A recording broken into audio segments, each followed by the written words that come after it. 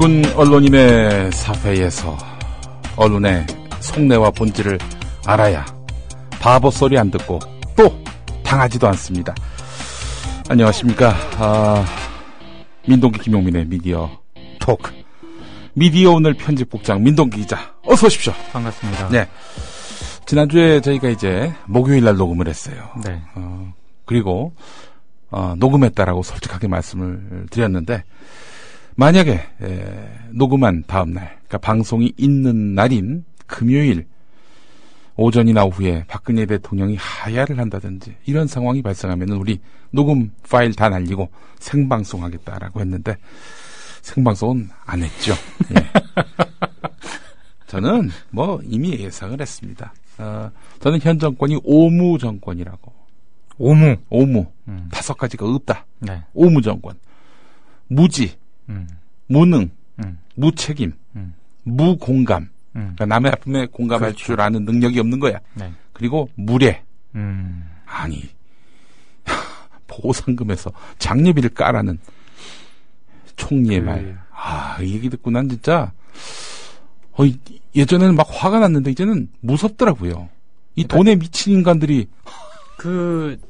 제가 가장 중요하게 생각하는 가치라면 가치이고, 예. 우선순위라면 우선순위인데요. 저는 개인적으로 솔직히 이념이라든가, 예. 노선이라든가, 예. 이런 거보다는, 예. 제가 생각하는 가장 우선적인 가치는 그 인간에 대한 예의거든요. 그렇죠. 예. 그 인간에 대한 예의가 있어야 됩니다. 인간에 대한 예의가 없더라도, 네. 막 욕할 수도 있고요. 비난할 수도 있고. 그렇죠. 그렇다더라도 넘지 말아야 될 선이 있습니다. 예를 들면은, 넘지 말아야 할 선이라는 것이 무엇이냐면은, 남이 죽었을 때. 그렇죠. 예.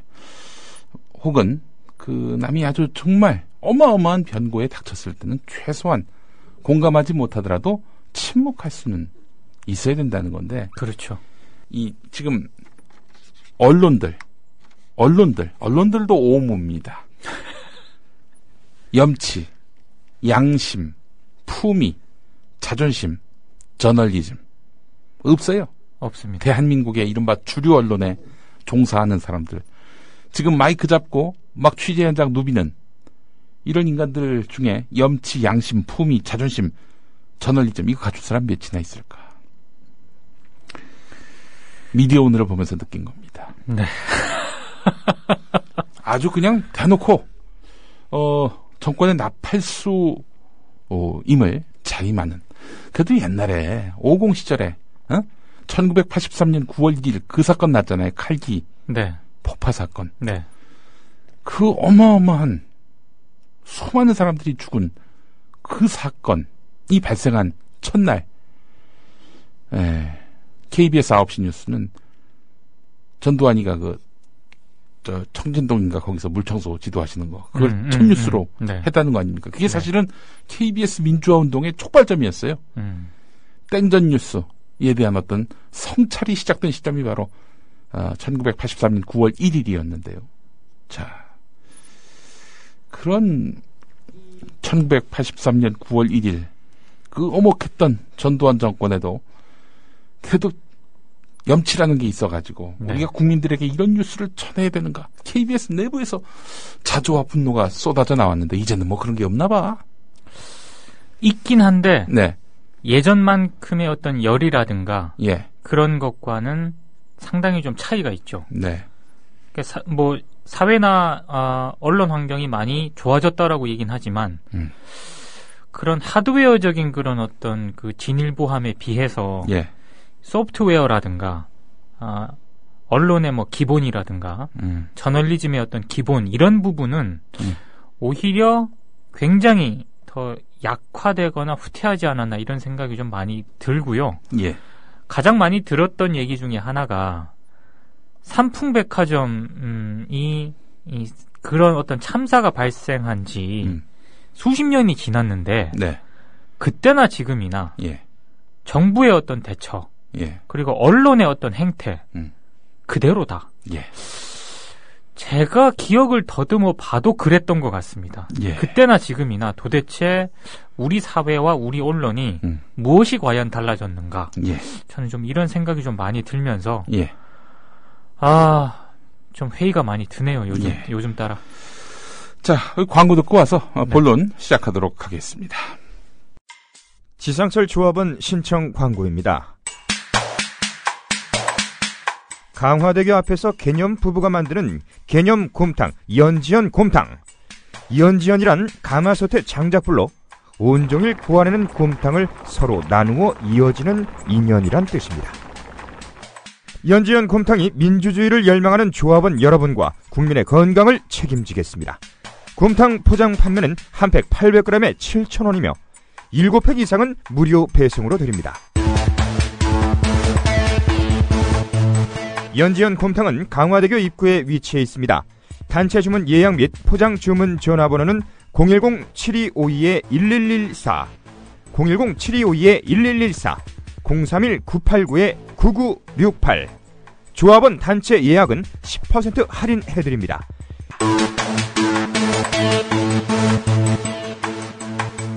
포장 판매 금액의 10%는 국민TV 후원금으로 쓰입니다. 네, 민동기 김용민의 미디어 토크 함께하고 계십니다.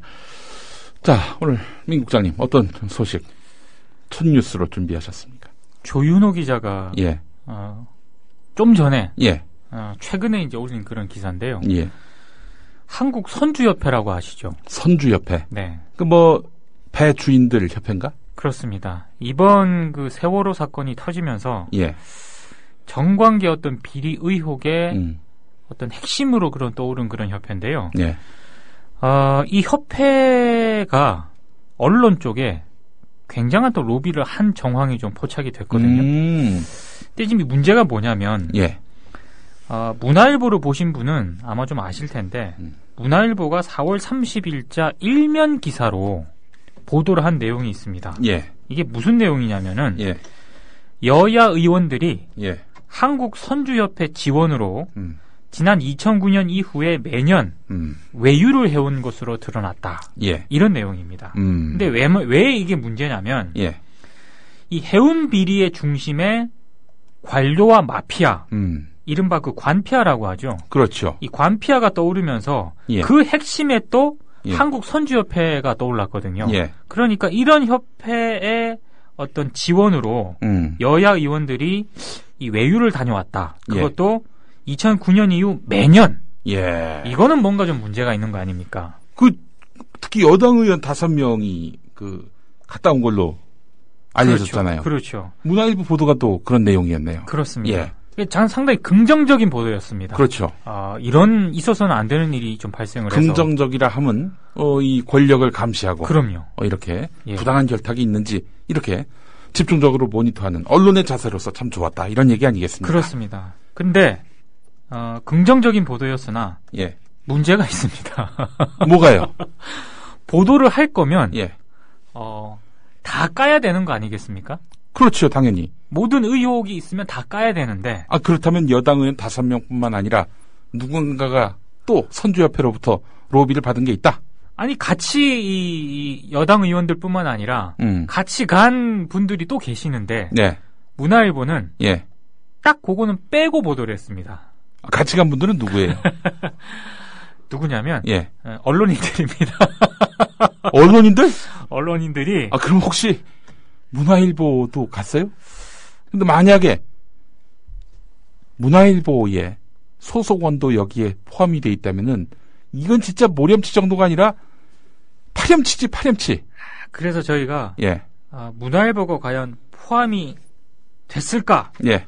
이거를 좀 파헤쳐봤는데. 그러니까 로비는 자기들도 받아놓고 받은 또 다른 남들만 탓하는 이런 기사였느냐, 이게 궁금해지는데요. 정확하게 제가 말씀을 드리면 예. 이 보고서가 예. 한국 선주협회 사이트에 가시면은요. 예. 거기 떡하니 자기들의 업적인 양 이렇게 보고서가 올라와 있습니다. 성과, 실적. 네, 성과. 왜냐하면 이게 이렇게 할 계획이다가 아니라 하고 나서 예. 이런 활동 어떤 사람들을 데리고 이런 활동을 했다. 이런 보고서기 때문에 예. 이건 뭐 거의 100% 확실한 거죠. 예. 근데 이제 해운 산업 홍보 강화를 위한 사업들이 열거가 돼 있거든요. 예, 예, 예. 2013년 사업 보고서입니다. 예, 예, 예. 여길 보면 예. 주요 일간지, 예. 경제지 논설위원들의 승선 체험 행사라고 표기가 돼 있고요. 예. 목적은 예. 해양수산부 부활 및 5월 31일 바다의 날을 맞아서 대국민 홍보 강화, 바다의 날 국경일 승격 및 해운의 중요성에 대한 사설과 칼럼 유도 이렇게 돼 있습니다. 네. 그러니까 한마디로 홍보를 통해서 예. 자기네들 사업이라든가 이런 필요성을 좀 더 강화해 나가겠다. 뭐 이런 건데 예. 문제는 예. 지난해 5월 9일부터 11일까지 네. 동아일보, 예. 한국경제, 경향신문, 서울신문, 예. 한국일보 논설위원 등 5명이 예. 한국선주협회의 그 지원을 받아가지고 예. 일본 오사카에서 항만 시찰이라든가 네. 승선 체험 등의 행사에 참여를 했다는 거고요. 문제는 예. 뭐 참여할 수도 있죠. 예. 원칙적으로 따지면은 예.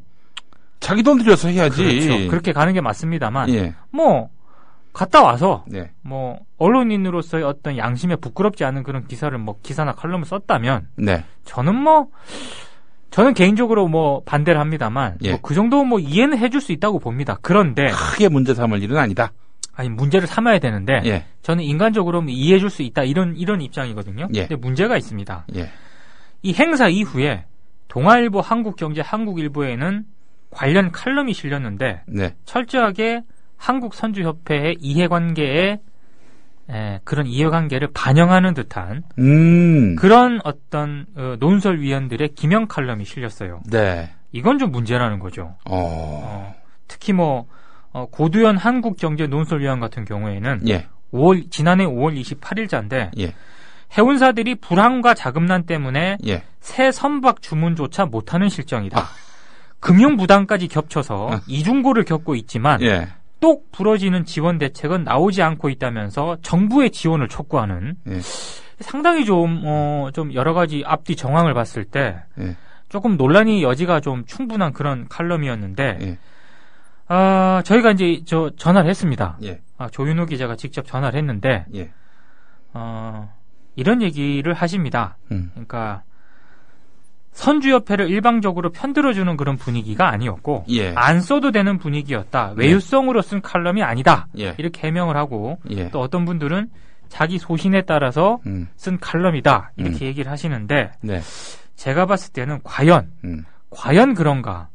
과연 그렇다면 네. 제가 봤을 때 이 선주협회에서 자기네들의 업적인 듯한 이런 대국민 홍보 강화 보고서를 떡하니 올려놓지 않았습니까? 예. 만약에 이런 걸 봤다면 예. 제가 봤을 때 저는 항의를 했을 것 같습니다.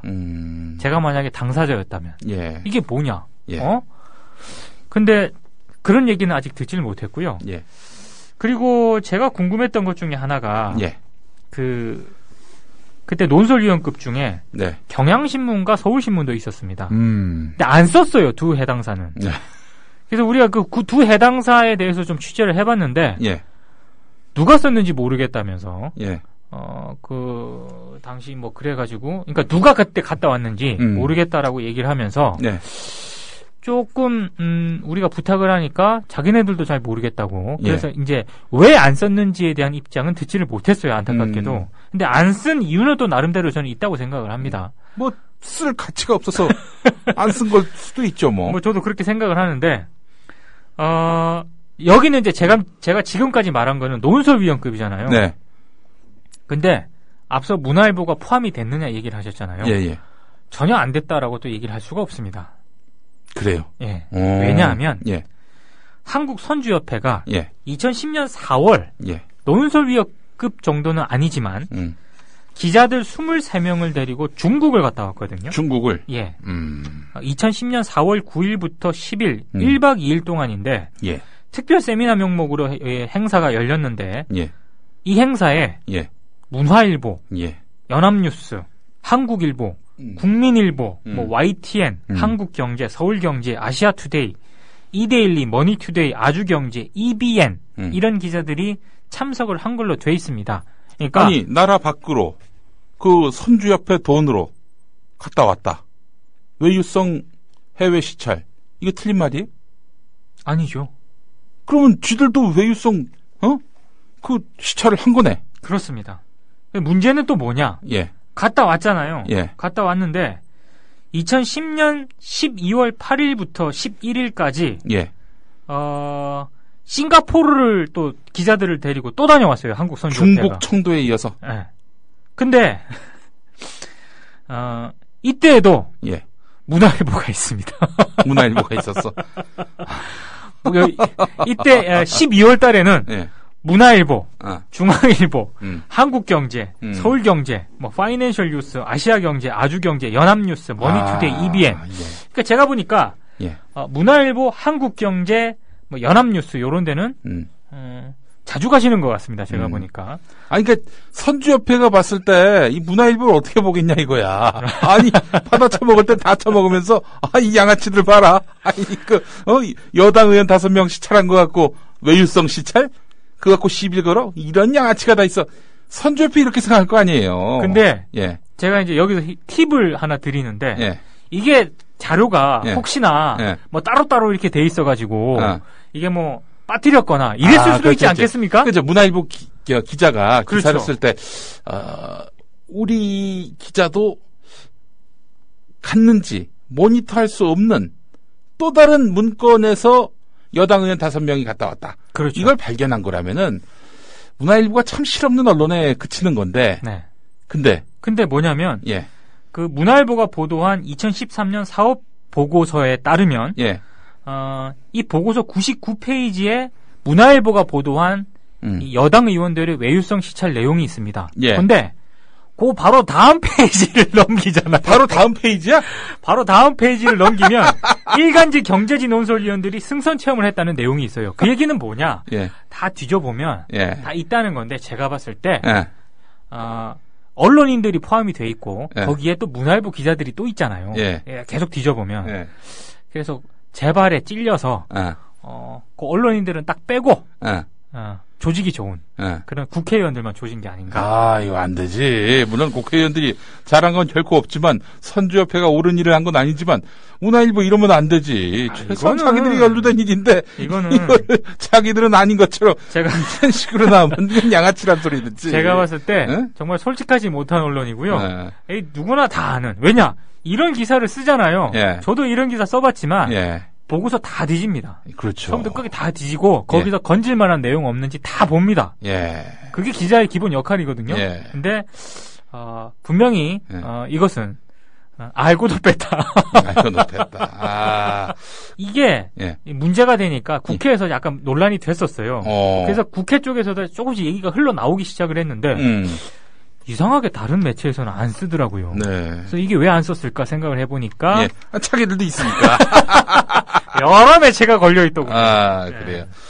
거기 초청받지도 못한 이런 미디어 오늘이 오늘 기자들은 절대 이런 협회라든가 이런 데서 절대 초청하지 않습니다. 아니 실제 그 언론사들이 이렇게 무슨 대기업이나 공공기관 또 이런 선주협회 같은 이익단체 맞잖아요. 그렇죠. 이런 데서 초청을 받아가지고 뭐 해외 특별 시찰을 한다든지 이런 일들이 종종 있잖아요. 네.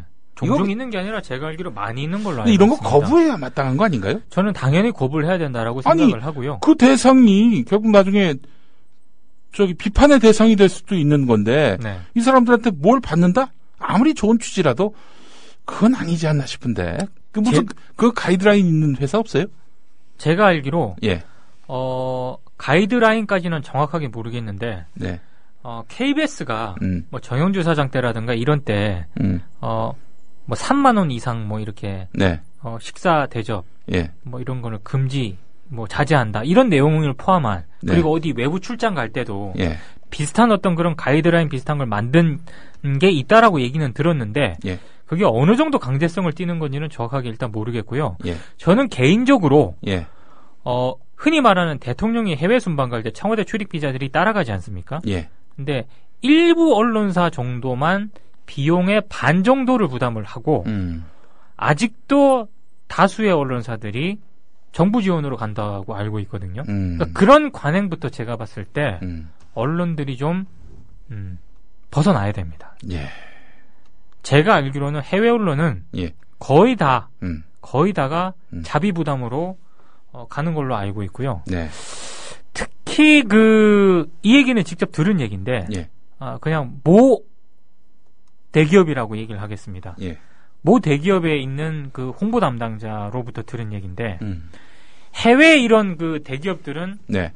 뭐 이런 홍보 이런 걸 많이 하지 않습니까? 그렇죠. 거기도. 예. 미국이라든가 이런 데 갔는데 예. 자기가 충격을 받은 게 있다고 얘기를 하더라고요. 예. 어떤 그 유수의 언론사입니다. 외국에. 근데 우리로 따지면 색 있잖아. 색. 가방. 그 나이 지긋한 어떤 그런 언론인인데 예. 굉장히 유수의 언론사고. 근데 색 가방을 메고 운동화에 이런 색을 메고 와가지고 쭉 보다가 예. 땅바닥 같은 데 앉아가지고 예. 색에서 노트북을 꺼내더니 막 취재를 하더랍니다. 글을 쓰더니 그 다음에 이제 그런 담당자한테 다시 묻고 질문을 하면서 다시 이제 전화를 하고 이렇게 그 자리에서 이제 기사를 쓰는 그런 걸 봤는데 이분이 하시는 얘기가 저한테 네. 근데 한국 기자들은 왜 전부 무선랜 깔아줘야 되고 그 책상 설치해줘야 되고 차 마시도록 이런 걸 해줘야 되고 옆에 담당자 붙어 있어야 되고 왜 이러는 거냐 이게 한국만의 특수한 현상인 거냐 네. 저한테 물어보더라고요. 예. 그래서 제가 대답을 해줬습니다. 한국만의 특수한 현상이다. 그분은 거기서 예. 홍보를 담당하신 지 얼마 안 됐는데 외국에 나가서 외국 기자들 특히 나이 지긋하신 그런 기자분들이 그런 식으로 취재를 하고 기사 쓰는 걸 보고 충격을 받은 거야. 예. 제가 충격받지 말라 그랬죠. 네. 이게 한국의 특수한 문화다 이게. 그 홍보 담당자들은 을이고 기자들은 갑이고. 그럼요. 예. 그런 인식을 갖고 있으니 그러니까 제가 어떤 언론인지는 기억은 안 납니다만은 네. 한 언론 기자가 쇼핑사 홍보 직원을 가서 주먹을 날렸나? 뭐 그런 걸로 알고 있는데. 아니 뭐 그런 일이 있었죠. 예. 네.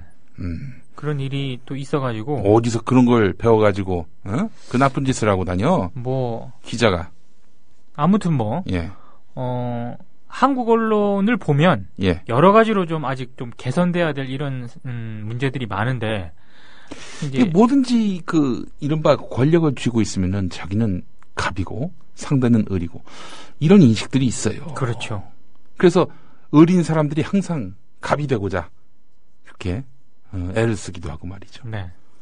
뭐 그래서 이제 정치권에 가려고 하는 것이고 그런 거 아니겠어요? 그렇죠. 재밌는 게 그 김두우 씨라고 네. 청와대 때 그 홍보 비서관 했던 양반 있잖아요. 중앙일보 논설위원 출신이고 네. 그 왜 저 MB가 그 청와대 뒷산에서 아침 이슬 듣고 회한에 젖었다 뭐 그런 가당치도 않은 그런 연설문을 쓴 사람이 김두우고 감옥도 갔나 그랬을 거야 아마. 아 갔죠. 예. 네, 그 양반이 네. 원래는 그 공보 담당 공무원이었어요. 아 그래요? 네. 그러다가 을 아니어서 을 기자들이 갑이고. 네. 그래가지고 그 공무원 때려치고 시험 봐가지고 기자가 됐어. 중앙일보 기자가 된 거예요. 그게 누가 해주냐면 우리 서영석 이사장이. 같이 출입했던 거예요. 맞아요. 네. 같이 출입할. 네. 총리실 같이 출입했던. 그렇죠. 네. 네. 네. 그랬던 사람이라고 하는데. 예. 중앙일보를 지금 조현호 부장 저희 미디어오늘에 예. 조현호 부장이 중앙일보를 출입할 때. 예. 그 김두 그분께서 아마 정치부장을 하셨을 거예요. 네. 그래서 그때만 하더라도 상당히 좀 미디어오늘에 대해서 예. 여러저러 그러니까 기본적으로 뭐 호의적이지 그 정도까지는 아니었지만 네. 여러 가지 뭐 취재라든가 자기 입장이라든가 중앙일보 입장 같은 거를 굉장히 잘 설명을 하고 이런 분이었거든요. 예. 근데 조금 그 이명박 정권 들어서고 뭐 그렇게 하는 걸 보면서 예. 역시 예. 조중동의 한계인가? 뭐 이런 생각을 좀 많이 했었죠, 저 개인적으로. 예. 그래요. 하여간 기자가 갑질하고 다니는 세상. 이 세상도 정상적인 세상이 아니에요. 기자가 예. 절대 갑질하는 그런 위치에 서면 안 되는 직업입니다. 우리 저 게시판에 어떤 분이 언피아라는 말을 썼는데. 네. 언피아 맞지? 맞아요. 이 정도면은. 네. 뭐 자료 안 준다고 대접이 소홀하다고 기사로 조지고 이런 인간들 엄피하지 뭐. 원래 기자는 예. 저는 기자 교육을 이른바 수습 기자 시절 때 예. 어떻게 배웠냐면은 그냥 우스갯소리로 하는 얘기죠. 예. 대통령이라든가 힘 있는 어떤 그런 장관이라든가 이런 사람들을 나중에 마주하는 아이 있더라도 예. 절대 고개를 15도 이상 숙이지 말라고. 네. 그렇게 제가 교육을 배웠고요. 예. 강자 앞에서는 강하고 예. 약자 앞에서는 고개를 숙여라. 저는 항상 선배들한테 그렇게 배웠거든요. 네. 요즘 기자들은 강자 앞에서는 90도로 인사를 하고 약자 앞에서는 발을 걷어차. 약자는. 그렇죠. 아주 나쁜 선수들이 많습니다. 강자 앞에 가가지고 끌어안고. 네. MBN 김은미. 야, 너 정신 차렸냐? 좀. 아주 그 김은미 반성할 때까지 내가 계속 MBN 김은미 얘기해야 되겠어.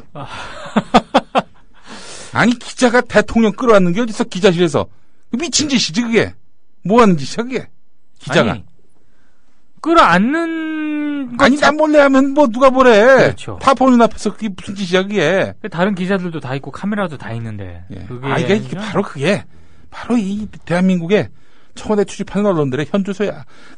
그렇게 끌어안아도 별 문제가 없는 분위기임을 그 어린 기자가 감지했던 거 아니에요, 한마디로 얘기해서. 이거는 그냥 제 얘기인데요. 예. 제가 만약 편집국장으로 지금 있는데, 예. KBS나 MBC나 SBS 출입 기자가 무슨 그런 행사를 하는데, 네. 길환영 사장이라든가, 네. 안광한 사장이라든가, 예. 혹은 SBS 그 사장을 행사 끝나고 한번 안아봐도 돼요 해가지고 앉는다. 네. 인사위에 회부시킬 겁니다, 저는. 인사위에 회부를 한다. 왜냐면 그거는 기자가 해서는 안 되는 행동입니다. 네. 호불호가 있겠지만, 예. 그거는 KBS, MBC, SBS 출입 기자라고 하는 거는요, 가서 놀러 가라는 게 아니고요, 예. 미디어를 대표하는 사람이에요. 그렇죠. 대표해서 취재를 하는 그런 사람인데, 예. 거기서 뭔 짓을 하고 있는 거야. 네. 그거는 해사행위에 해당될 수 있고, 네. 언론인의 기본 역할이 아닙니다, 그거는. 예. 그거는 가만둬서는 안 되는 그런 문제인데, 예. MBN에서 그거 가지고 문제 제기를 했거나 내부에서 논란을 빚었다는 얘기는 전혀 못 들었기 때문에, 예. 제가 봤을 때 그게 더 문제라고 생각을 합니다. 아주 MBN 얼굴에 똥칠을 한 그런 사건이다. 저는 이렇게 봅니다. 네. 김은미 아닙니까? 예. 다 제2의 제3의 김은미가 지금 청와대 질비한 상황이고. 아니, 좀 권력에게 불편한 질문을 안 해. 뭐하러 거기가 있어? 그러니까 저는 질문을 예. 이런 청와대 행사라든가 대통령 무슨 회견을 할 때, 예. 아니 기자들이 도대체 왜 질문을 안 하는지 이해를 못 하겠어. 기자실 문화를 얘기 안 할 수 없는데 이 선주협회 같은 경우 해운 담당 기자를 상대로 해가지고 이렇게 외유성 시찰시켜준 거 아니에요. 그렇죠. 출입 기자들 아니야, 한마디로 얘기해서. 맞습니다. 출입 기자면 당연히 출입처에 대한 애정을 갖게 됩니다. 어쩌다 한 번씩 정말 요걸 내가 비판하지 않으면 안 될 텐데, 내 기자라고 어디 내놓고 다니기 힘든데, 그런 사안이 발생할 때나 가끔씩 쓰지, 기본적으로 출입처에 다니는 기자들은 그 출입처에게 불리한 기사를 잘 안 쓰려고 해요. 네. 새누리당 출입 기자들은 새누리당원이라고 봐도 무리는 아니다. 언론계 선배로부터 들은 얘기입니다. 청와대도 그렇습니다. 마찬가지고. 그렇습니다. 청와대 아무도 안 보내요. 네. 그렇잖아요. 네. 이용만 보내겠어? 안 보내지. 아니, 청와대 보내는 건 고사하고 이제 복직도 안 시키고 있는 판이지. 그렇죠. 그러니까 예. 기본적으로 출입처로부터 좀 출입처와 불편하지 않게 지내는 출입 기자들은 제가 봤을 때 역할을 제대로 안 하고 있는 기자입니다. 예. 출입처하고 어떻게 불편하게 안 지낼 수가 있습니까? 하지만 언론사들은 그 출입처하고 불편한 기자는 또 빼지요. 그렇습니다. 그렇잖아요. 출입처하고 좀 출입처에서 계속 그런 어필이 들어온다. 예. 그럼 통상 많이 빼시더라고. 네.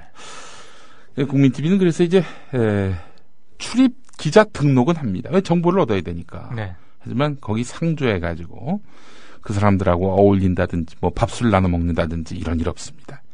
이게 바로 언론개혁의 시작이다라고 노정면 국장이 아주 드러내놓고 얘기를 하고 있는데 네. 참 맞는 얘기다. 제가 기자 생활을 해보질 않아가지고 네. 그냥 어깨 넘어서 이제 보는 정도인데, 이 출입처 기자는 정말 없어져야 될 그런, 하나의 어떤 관행이다. 이런 생각이 들더라고요. 저희가 또 조만간, 예. 출입처 문제라든가, 예. 출입기자 문제, 이런 문제에 대해서, 예. 한번 짚어보려고 합니다. 노무현 대통령이 대통령일 때 출입기자 제도에 대해서 문제의식을 가졌잖아요. 그렇죠. 다 앉아가지고, 이렇게, 한 공간 안에서. 네. 우리 엄밀히 얘기하면은, 좀 노골적으로 얘기하자면, 연합뉴스가 먼저 써. 연합뉴스 기사 갖고 우라카이 하는 거 아니에요. 그런 기자들이, 예. 없다. 예. 절대 이렇게 얘기를 못 하죠. 오타까지 그대로 베끼다 쓰는, 이런 정말 참담하기 이를 데 없는, 그런 기자들이 많이 있는데, 그런 기자실 문화가 바뀌어야 한다라고 노무현 전 대통령이 얘기했더니, 그때는 보수는 물론이고 진보 언론까지 들고 일어나서 당신이나 똑바로 하라고, 어디 그 기자들을, 언론 자유에 대해서 이래라 저래라 이렇게 얘기하느냐, 비난을 했었죠. 예. 그때 솔직히 개인적으로, 예. 진보 언론들까지도 굉장히 좀 예. 많이 강도 높게 비판을 하지 않았습니까? 예. 저는 그 중에 예. 일리 있게 들어야 될 부분도 있다라고 생각을 했는데, 네. 그때 노무현 전 대통령께서 그때 언급하셨던 그 기본 취지 있잖아요. 예. 그 취지에 대해서는 언론계가 굉장히 고민해야 될 부분이 많다고 생각을 했거든요. 예. 근데 사실 그때 많이 틀어졌습니다. 이른바 그 진보 진영 언론인들하고도 그 화두를 어떻게 해석을 하고 평가를 할 것인가, 그 대목을 두고 네. 굉장히 이견이 많이 노출이 됐기 때문에 이게 정말 언론개혁이라는 게 어렵다. 네. 진짜 말처럼 쉽지 않다. 예. 네. 그때는 정말 벽하고 얘기하는 줄 알았습니다. 그렇죠. 네. 기자실 문화가 혁파됐어 봐요. 선주협회 이런 게 어딨어. 그렇죠. 예. 자, 하여간 이 선주협회 이야기 오늘 좀 중요하게 다뤄봤고, 우리 시곤이 형. KBS. 시곤이 형. 예. 나 시곤이 형이, 이 검은 옷 입고 나오지 말라고 했다고요. 그랬답니다. 그러니까 지금 세월호 참사 국면에서 애도하는 국민적 분위기, 여기 너무 띄우지 마라. 기본 취지는, 예. 제가 이제 KBS 복수의 관계자들로부터 들은, 거를 종합을 해봤을 때, 예. 기본 취지는 이랬던 것 같습니다. 그러니까, 이 사고가, 예. 완전히 다 수습이 안 된 상황이잖아요. 네. 그러다 보니까, 예. 지나치게 이제 추모 분위기 쪽으로 가게 되면은, 예. 사고도 채 수습이 되지 않았는데, 예. 계속 추모를 하게 되는 거는 조금 우울감이라든가 이런 어두운 분위기를 또 조정할 수 있다. 아니, 이미 돌아가셔서 시신으로 나온 분들이 있는데 그분들의 애도는 나중에 몰아서 하라고? 무슨 말도 안 되는 얘기를 하고 있어. 그러니까 제가 봤을 때 그렇게 말한 기본 취지는 충분히 이해를 하나, 과연 그게 그런 어떤 말이라든가 지시가, 네, 공영방송의 보도국 실질적인 책임을 지고 있는 보도국장이 과연 뉴스 앵커들에게, 네, 할 소린가? 예. 저는 전혀 아니라고 생각합니다. 박근혜는 왜 검은 옷 입고 다녀? 그렇습니다. 응? 대통령이 왔을 때, 안산 왔을 때, 예. 검은 옷 입고 왔잖아요. 예. 그것도 지나치게 추모 분위기를 조성하는 건가? 그렇지. 그러면 색깔이 좀 해명 같지도 않은 해명을 해놓고 입히시든가 그러셔야지. 예. 제가 봤을 때 그거는 좀 말이 안 되는 것 같고요. 말이 안 되는 얘기지. 이게 뭐겠어? 아니 삼척동자도 하는 거 아니에요? 한마디로 얘기해가지고 지금 세월호 참사 관련해서 추모 분위기, 이게 여권에게 별 도움이 안 되니까 지방선거 앞두고 있는. 그러니까 이 국면에서 너무 추모 분위기를 만들면은 곤란하다. 우리 박 대통령과 가에게 별 도움이 안 되니까. 이런 거 아니에요, 한마디로 얘기해서. 그렇습니다. 왜냐면, 예. 그러니까 맥락이 다 있잖아요. 그러니까 추모 분위기가 좀 불편해. 알잖아요. 불편한 거죠. 이미 보도 나온 대로. 추모, 분향소. 네. 천안함 때는 300몇 개를 했다고 하더만요. 그렇죠. 근데 이번엔 17개 네. 광역단체에만 하라. 그것도 니들 돈으로. 네. 예. 그것도 실내에서. 그렇죠. 근데 당시 천안함 때만 하더라도 그냥 곳곳에다가 하게끔 했고, 또 정부 지원도 했었고, 네. 아울러 눈에 띄는 곳, 사람들 많이 모이는 곳에서 하라고 했습니다. 네. 그때는 그게 아무래도 북한 소행이라고 자기들이 주장을 했잖아요. 그렇죠. 그러니까 그게 선거 국면에 도움이 된다고 판단한 거야. 그러니까 막 그렇게 곳곳에다가 분향소를 만들어가지고 북한에 대한 어떤 이 분노를 부추기고 아울러서 햇볕 정책을 추진했던 민주당, 야당 다 싸잡아서 이 종북 세력이다 뭐 이런 이미지도 만드는데 도움이 되게끔 하려 했고, 근데 이번에는 이 세월호 참사는 북한과는 무관한 사안이고, 게다가 또 박근혜 정권의 이런 무능, 무책임, 그리고 무지, 무공감, 무례가 전면에 드러나고 있는 사안이다 보니까 이거를 계속 6월 4일까지 이어가면은 자기들에게 도움이 안 되겠다, 이렇게 판단한 정치적 판단 때문 아니겠습니까? 그렇죠.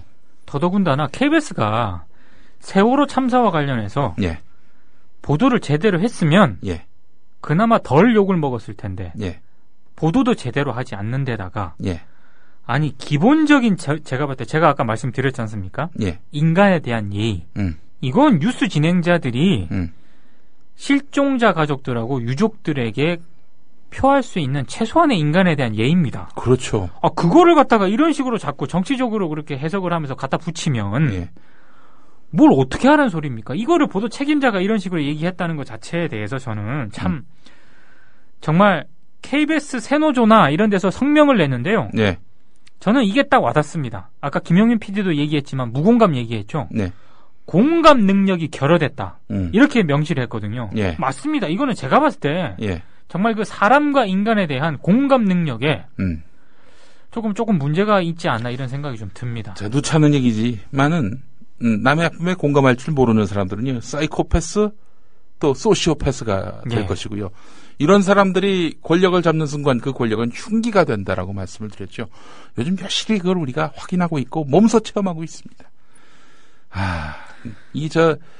세월호 참사에 대해서 공감할 수 없으니까 검은 옷 입지 말라 이런 얘기가 나오는 거예요, 기본적으로. 아니 근데 제가 봤을 때 정말 어떻게 그런 얘기를 할 수 있을까? 그리고 그런 얘기를 했을 때 뉴스 앵커들이 과연 무슨 생각을 할까? 저는 그런 어떤 연관된 사고방식이 작동이 안 되나, 저는 이런 생각이 좀 들거든요. 예. 어떻게 그런 얘기를 그렇게 할 수 있나라는 생각이 좀 듭니다. 더더군다나 우리 시곤이 형님이 이런 또 얘기를 하기 전에 예. 우리도 환영이 형님 있잖아요. 길환영 형님. 예. 예. 길환영 형님께서도 사고를 한번 치셨어요. 뭐라고?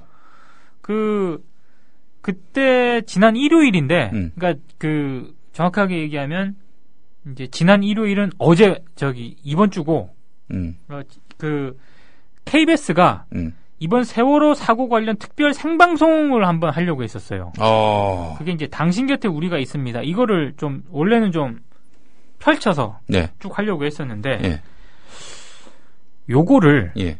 모금 방송 형태로 진행을 하려다가 내부 제작진과 노조 등의 격렬한 반발을 받고 무산이 된 적이 있거든요. 근데 이게 좀 부적절했던 이유 중에 하나가, 예. 당시 특별 생방송을 모금 방송 형태로 진행을 한 그 시점은 예. 아직 실종자 수색이 계속 이어지고 있는 그런 상황이었고요. 더더군다나 이게 과연 이 세월호 사고와 관련한 이런 성금을 국민 성금 모금 형태로 가는 게 온당한가? 이런 문제 제기가 계속 이어지고 있는 그런 상황이었거든요. 근데 공영방송이 갑자기 이걸 특별 생방송 형태로 이런 식으로 진행을 하겠다라고 하니까 제작진이 격렬하게 반발을 했습니다. 그래서 무산이 됐는데, 제가 봤을 때 우리 환영이 형님께서 또 이거 반발한다고 바로 무산하고 이런 분이 아니시거든요. 끝까지 어떻게든. 그렇습니다. 관철하려고. 그런 분으로 알고 있는데, 절대 그럴 분이 아니다. 예. 근데 한 가지 좀 걸리시는 게 있더구만. 예. 뭐였느냐? 예. KBS의 이 모금 방송을 요청한 협회가 있습니다. 아, 그래요? 예. 그게 전국 재해구호 협회라고. 그러니까 전국 재해구호 협회. 전국 재해구호 협회? 예. 요 재해구호 협회가 있는데, 예. 이 협회에서 KBS 쪽에 모금 방송을 요청을 한 사실이 밝혀졌거든요. 근데 예. 이 협회 부회장이 예. 우리 기환영 형님이셨어요. 자기가 자기한테 요청을 한 거야? 아니, 그러니까 누가 봐도 그림이 그렇게 나오잖아요, 지금. 요게 뽀록이 나면서 바로 이제 무산된. 우리 환영이 형님께서. 그러니까 우리 환영이 형님의 의지로 요렇게 좀 요청을 하고 그래서 본인이 또 KBS 사장이니까 또 요렇게 하려고 했던 게 아니냐는 게 KBS 새노조의 꼬투리가 잡히면서 결국 이게 무산이 됐는데 이 공영방송 사장님하고 공영방송부도 국장님께서 뭐 하시는 겁니까 지금? 이러시는 거 아닙니다. 지금 저도 이 얘기를 하면서 웃긴 했지만 진짜 어디 가서 웃음조차 제대로 지금 웃을 수 없는 그런 분위기인데 이러시면 안 되죠 지금. 아이고 참. 이 지금 박근혜 정부 박근혜 정부의 보도 통제에 과거엔 기자들이 막 저항을 하고 일어서서 맞서고 그랬었는데 일어서서 맞서는 기자들은 해고하거나 한직으로 밀어버리고 그렇죠. 이러다 보니까 요즘에 일어서는 기자들이 없는 것 같아요. 네.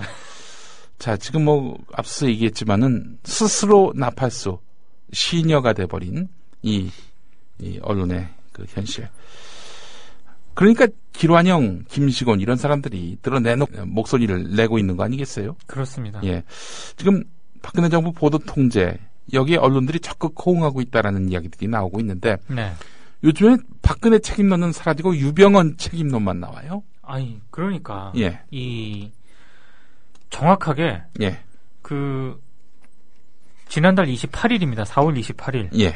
그 미디어오늘 박장준 기자가 방통위 내부 문건을 하나 입수를 했거든요. 이게 뭐냐면 세월호 관련 재난 상황반 운영 계획이라는 문건입니다. 근데 이 문건을 보면 여러 가지 뭐 이렇게 원래 공무원들이 말이죠. 제가 이 문건을 보면서 공무원들은 왜 이렇게 쉬운 얘기를 어렵게 쓰나 이렇게 생각을 했는데 이 문건의 내용을 간단하게 말씀을 드리면 방통위가 경찰청, 해경 등이 참여한 범정부 사고대책본부에서 방통위가 맡은 역할이 뭐냐? 여론 환기 역할입니다. 여론 환기. 그러니까 여론 환기를 어떻게 하느냐? 방통위가 수사를 의뢰를 하면 경찰이 철저히 수사한다. 그리고 대학생과 일반인 대상 사회적 여론 환기 역할도 방통위와 문화부가 맡는다. 그리고 이게 핵심인데요. 제가 봤을 때 방통위는 방통위지만 방통심의위원회가 있지 않습니까? 심의위원회는 방통위에 또 어떤 걸 보고를 했느냐? 이것도 문건으로 확인이 됐는데 언론과 시민들의 의혹 제기를 강력하게 규제 통제하는 활동을 벌이고 이 방심위 같은 경우에는 특히 24시간 비상근무를 실시하면서 비하, 차별성, 과도한 욕설, 유언비어 등 매체별 중점 모니터링을 실시하고 필요시 네티즌 자정 권유 및 사업자 삭제 신고 등을 병행하고 있다. 이런 게 문건으로 표시가 되어 있습니다. 이게 뭐냐? 각종 이 세월호 사건과 관련된 이게 정부 발표라든가 이런 게 얼마나 문제가 많았습니까? 이런 거에 대한 의혹 제기에 대해서 방통위라든가 방통심의위원회가 적극적으로 지금 압박을 하든 뭐 어떻게 하든 이런 식으로 지금 대처를 해 나가야 된다는 그런 얘기인데 요 문건이 나온 시점과 묘하게 오비일학인지는 모르겠습니다만 여론 환기 뭐 이런 역할을 주문한 이 문건이 나온 그 시점에서 일제히 유병헌 관련 보도가 폭증을 합니다. 얘긴 뭐냐? 굉장히 좀 박근혜 정부의 보도 통제에 언론이 적극적으로 호응을 했다는 그런 의심을 충분히 받을 수 있는 대목이죠. 아니 유병헌의 책임이 없다는 그런 얘기가 절대 아닙니다. 유병헌이 뭐 대단한 사람이라고 그래. 유병헌 책임이 있죠. 잘못했으면 집어넣으면 되지. 그렇습니다. 무슨 아이고 참. 근데 지금 문제는 뭐냐면은 박근혜에게 갈 이런 책임론을 유병헌에게 다 덮어씌우겠다는 거 아니에요. 그렇죠. 거기에 언론이 의심을 해야 되는데 오히려 더 적극적으로 호응을 하는 그런 행태를 보이고 있으니까 이 방통위라든가 이런 어떤 그 내부 보도 통제 문건 자체가 단순히 하나의 문건이 아니라 제가 봤을 때 박근혜 정부의 어떤 그런 언론 통제의 한 단면을 정확하게 보여주고 있지 않아 이런 생각이 좀 듭니다. 이런 와중에 그 한선교 이 수지의 지역구를 두고 있습니다. 한선교가 재난 관련 허위 사실을 유포할 때는 5년 이하의 징역, 최대 5년까지 감옥살이할 수 있도록 뭐 법안을 만들었다고 하는군요. 그런 거는 그런 쪽으로는 상당히 좀 잘 돌아가시는 거 같아요. 아니 지금 국가, 특히 정부, 해경 그동안 헛브리핑한 거, 거짓말 브리핑한 거 한두 건입니까? 아니 저기 쥐들은 처벌 안 하고 왜 아무 영향력이 없는 그런 누리꾼 이런 사람들만 붙잡으려고 그래? 거기까지 갈 거 없고요. 예. 전원구조 오보낸 언론들 있지 않습니까? 네, 전원구조. 그 보도 책임자들, 그 5년 이하라고요? 5년 이하. 5년 이하? 예, 최대 5년. 최대 5년 적용시켜 한번, 제가 봤을 때 제 1차 대상이거든요? 예. 그렇죠. 그것 때문에 어마어마한 혼란도 발생했었고. 초기 대응 실패한 원인을 제공한. 다 구조됐는데 뭐하러 또 이렇게 또 애를 써? 뭐 이런 오판을 하게 만들었던 거죠. 그렇죠. 예. 굉장히 중요한 그런 어떤 그런 책임 있게 물어야 될 그런 오보였는데. 예. 그 뒤에 오보가 너무 많이 양산이 되면서. 예. 사실 그 문제가 스리슬쩍 넘어갔거든요. 근데 네. 저는 초기 대응을 약화시킨 주범이라고 생각을 해요. 그 예. 언론들의 일제히 오보가. 예. 근데 그 책임성에 비해서. 제가 봤을 때 전혀 책임을 안 지고 있죠, 지금. 네. 이건 참, 근데 언론인들, 그래도 이명박 정권 말기에 바른 언론 만들겠다고 애썼던 그분들은 요즘 이 상황을 어떻게 보시는지 너무 조용히 계셔가지고. 집회가 있습니다. 예. 지금 아마 집회를 하고 있을 거예요. KBS 앞에서. 예, 예. 이제 언론인들이 중심이 돼가지고. 예. 이른바 KBS, MBC가 완전히 관제 방송화 됐다. 예. 라고 세월호 관련 이제 보도를 하면서. 예. 뭐 그렇게 해서 지금, 언론인들이 집회를 이제 오늘 그리고 다음 주에도 계속 이어갈 예정인데. 예. 사실 그분들이 이명박 정권 때 목소리를 높이고 해직되시고 고난을 받으시고 이런 분들이기 때문에. 예. 내부에서 어떻게 뭐 얘기를 한다는 게 쉽지는 않은 것 같습니다만. 아니, 해봐야 무슨, 없죠. 눈 하나 깜짝하나? 눈 하나 깜짝하지도 않고요. 예. 제가 봤을 때 참 답답합니다, 저도. 그렇다면 이 실효적으로 뭔가 상대를 압박할 수 있는 수단은 없을까? 그게 없죠. 사실. 없어요. 모든 KBS, MBC, SBS 언론인들, 주요 방송사에 속한 그런 직업분들이. 예. 전면 총파업을 벌이면 할 수 있습니다. 근데 총파업하기에는 동력이 없다는 거 아니에요. 그렇죠. 이러다 잘리는 거 아니야. 이런 두려움이 있는 그렇습니다. 것이고. 그리고 지금 MBC 같은 경우에는 특히 예. 이른바 시용 그리고 경력. 지금 너희들 파업하려면 해. 여기 뉴스할 애들 줄을 섰어. 많다고 회사 쪽에서 판단을 하고 있기 때문에. 예. 아니 우리가 어차피 시청률 신경 안 쓰는 거 다 알잖아. 그러니까 파업해. 우리는 전혀 거기에 눈 하나 깜짝 안 해. 이렇게 나오고 있으니. 그러니까 지금 MBC 같은 경우에는 특히 더욱 그런 파업이라든가 이런 걸 벌이기 어려운 그런 상황이죠. 예. 어쨌든 임계점에 다다를 거 아니겠습니까? 그렇죠. 파업이나 투쟁을 하다가. 네. 그런데 이제 타협을 봐야 될 텐데, 그것도 타협을 해줘요. 하지만 타협해주고 등을 돌리는 순간 바로 비수를 꽂죠. 그렇죠. 뒤통수 치고. 네. 예. 이 정권을 믿을 게 못 돼. 타협할 정권이 아니야. 철도 노조부터 시작해서 MBC 노조 안 속은 사람이 어디 있어? 안 속은 노조가 어디 있고? 절대로 믿으면 안 돼요. 신뢰가 제로인. 오무만이 아니네. 무지, 무능, 무책임, 무공감, 무례뿐만 아니라 무신뢰. 무신뢰. 예. 이게 신뢰가 없다는 거는요. 예. 육무야, 육무. 신뢰가 없다는 거는 가장 심각한 문제 중에 하나죠. 네. 사람과 사람 사이에, 예. 조직과 조직 사이에, 사회와 사회 사이에, 예. 국가 내부에, 사회 구성원끼리 기본적인 신뢰와 믿음이 없다? 네. 망하는 거죠. 예. 그나저나 참 이런 비참하고 암울하고 비루한 이런 상황 속에서 낭보가 하나 날라들었어요. 예, 우리 김재철 형님이 시원하게 아웃되셨습니다. 제가 봤을 때 시원하게 아웃되셨다라고 김용민 PD가 표현을 했는데 네. 아주 민망하게 아웃이 됐어요. 민망하게 아웃됐어. 본인 입장에서는. 나 참 정말. 어떻게 된 거예요? 사천시장 경선을 치렀고, 아니 MBC 서울 MBC 사장쯤 하면은 이게 사실 전략 공천돼야 하는 거 아닌가? 당연하죠. 근데 이게 무슨 수도권 시장도 아니고 경상남도의 일개 기초단체의 그 공천에서 아니 저는 일개 기초단체 공천 뭐 거기까지도 이해를 합니다. 김재철 사장이 나름 여기를 굉장히 털을 닦았다고 공공연하게 얘기를 하고 다니셨는데 예. 이게 떨어진 것도 떨어진 거지만 표가 좀 아무리 제가 이 김재철 전 사장이 문제가 많았던 인물이지만 네. 그래도 언론계 선배인데 예. 이게 뭡니까? 예. 정만규 시장 예.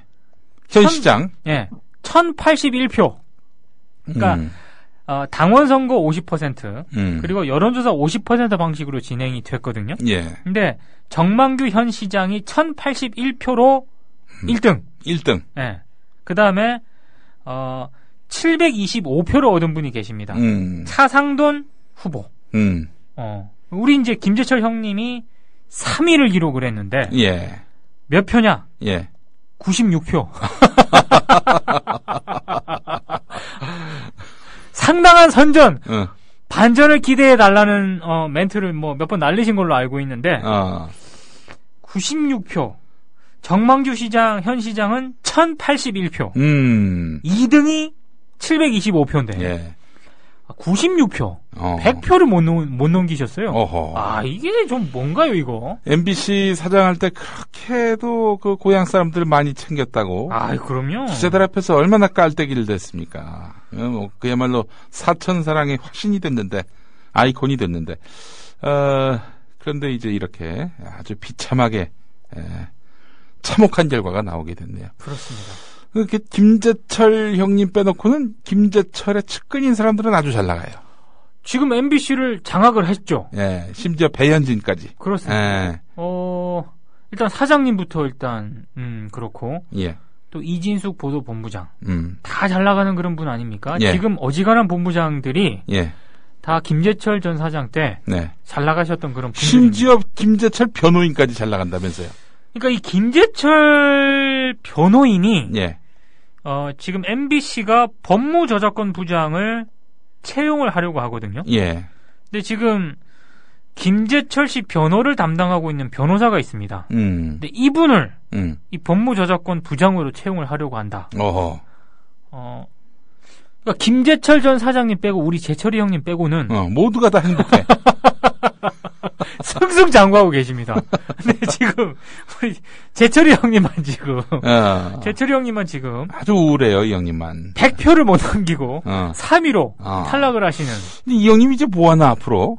제가 봤을 때 다음 국회의원 선거 대기하나? 할 거 없습니다. 왜? 왜냐면 지금 박근혜 정권이잖아요. 예. 근데 김재철 전 사장님은 엄밀히 말해서 저와 김용민 PD가 누차 얘기하는 거지만 친이계입니다. 친이계. 그렇지. MB라인. MB라인인데 예. 지금 상황에서 사천시장까지 저렇게 3위로 100표도 못 얻고 떨어지셨는데 예. 다음 국회의원 공천을 받을 수 있을까요? 게다가 또 사천은 지금 친박입니다. 친박이죠. 친박. 그러니까 예선 통과가 쉽지 않은 그런 상황이에요. 여상규 의원인가요? 맞아요. 예. 그 예선 통과가 그렇게 쉽지 않은 그런 상황에서 과연 이제 사천시장도 떨어지셨고 국회의원 나올 가능성은 희박하고 그럼 이제 뭔가 다른 걸 하셔야 되는데 본인이 사장으로 있을 때 이런 좀 밑에 깔아놓으신 분들은 지금 MBC에서 승승장구하고 계시는데 사장으로 다시 오라 이럴 사람들은 또 아니잖아. 절대 아닙니다. 기본적으로 우리 자리 더 비워드릴 테니까 오시라 이럴 수도 없는 거고. 제가 봤을 때 재철이 형님이 좀 안 됐습니다. 또 이렇게 보니까 좀 나름 이렇게 격한 경쟁을 벌이면서 좀 떨어지셨으면 그래도 좀 석패를 했다면은 그렇죠. 다음 기회를 노릴 수 있는데 이건 뭐 몇 배야 도대체. 이건 한마디로 이 속된 말로 잽이 안 되는 지금 싸움에서 완전히 완패를 하셔가지고 조금 민망스럽네요. 엄기영 형님은 요즘 뭐 하시나? 그 경기문화재단 그 대표 하는 걸로 아는데 조용히 계시더라고요. 조용히 계세요. 참 MBC 사장으로서 이렇게 그 정계에 나갔다가 잘된 분은 문순이 형밖에 없네. 그리고 제가 봤을 때 예. 문순이 형님이 이번 그 지방선거에서 조금 어렵지 않나 이렇게 생각을 했는데 각종 여론조사에서 지금 호조를 띄고 있어요. 호조를 띄고 있습니다. 근데 지금 얘기 들어보니까 새누리당이 그 모 후보 네. 뭐 제가 이름을 얘기하면은 이게 또 선거에 영향을 미친다 뭐 한다 이럴 수 있기 때문에 그렇죠. 모 후보하고 1대1 대결 구도가 된다면은 네. 보면 만만치 않은 싸움이 될 것이다라는 얘기는 나오는데 현재 구도에서는 예상외로 호조를 그렇죠. 보이고 있습니다. 네. 예. MBC 사장쯤 했으면은 공영방송 사장까지 했으면은 정치적 무게감이 상당할 텐데 이와간 참 우리 모처럼 우리 국난 이 시기에 우리 제철이 형이 큰 웃음을 주시네요. 뭐 심심한 예. 유감의 또 말을 전하면서 예. 제철이 형님 저는 뭐 호불호가 있지만 예. 잘 되기를 바랬는데 역시 안 됐군요. 예. 어떻게 사천시장에서 떨어지나. 100표를 못 얻고. 100표도 못 얻고. 그렇게 사천 시민들 병원으로 경찰서로 챙겨줬던 우리 제철이 형. 오늘 뉴스K에서 우리 제철이 형의 그 고향사랑 확인하실 수 있습니다. 예. 민동기 국장 수고하셨습니다. 고맙습니다. 예.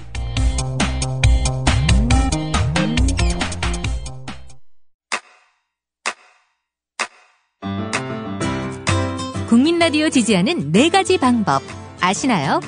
다운로드하기, 별점 주기, 댓글 달기, 구독하기. 국민라디오를 보다 많은 이들에게 전할 수 있는 가장 손쉬운 방법. 다운로드하기, 별점 주기, 댓글 달기, 구독하기. 잊지 마세요. 다운로드하기, 별점 주기, 댓글 달기, 구독하기.